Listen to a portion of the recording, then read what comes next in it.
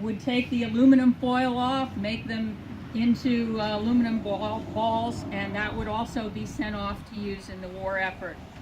They had air raid drills because, you know, at any time, I assume Germany or Japan would attack here in Limestone Township.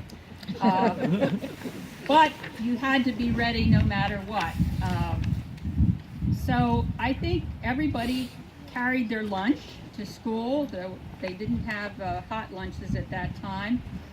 But most importantly, I think education took place in all 4 rooms of the school, where there were 2 grades in each room up to 8th grade.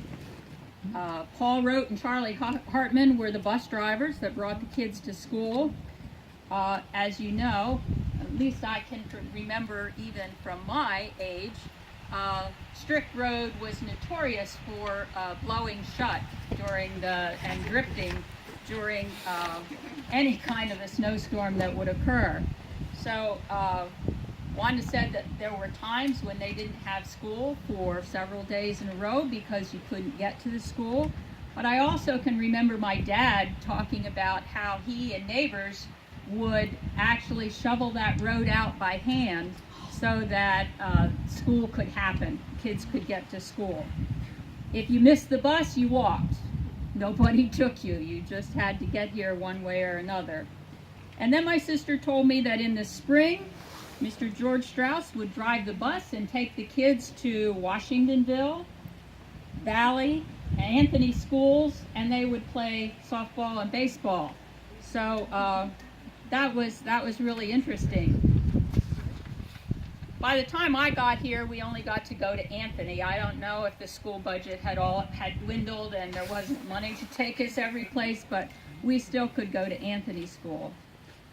When it was my turn to come to school, I was well acquainted with Dick and Jane and Spot, because having 4 older siblings, I got the advantage of knowing what was in their books. Not that they could bring books home all the time, but I got to know some addition and math and certainly reading. I took advantage of whatever they were learning. Whitey Miller was my bus driver. And my love of school started when I got to 1st grade. My teacher was Mrs. Grace Murray. And she and her husband, Ruth, came to the farm to buy eggs and milk every week. So I knew her really well, and I felt when I came to 1st grade that I had a friend at Limestone School. Grace retired at the end of that year, and Mrs. Diltz became my teacher in 2nd grade.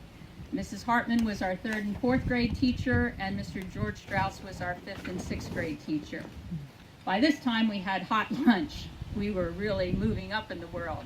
And we had recess. We had recess in the morning, we had a long recess at noon, and we had recess in the afternoon.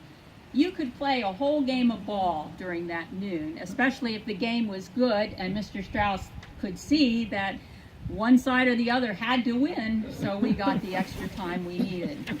And you know what? None of us have failed in our work during all these years because we had recess in school. Somehow we learned as well as had fun.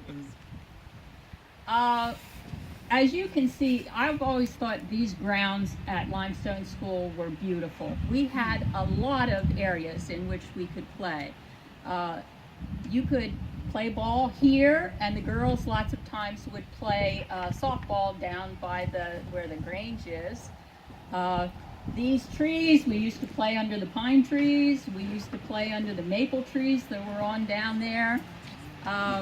We played on the swings and on the seesaws. Both of them were made of wood, the swing seats and the seesaws. Nobody had a lawsuit because they got a splinter. We also had a merry-go-round that you could really swing if you wanted to. And again, today those things wouldn't be found. You could just go and sit down and talk with all your friends. I remember a favorite place of ours was up here right at the corner. There wasn't a lot of traffic then.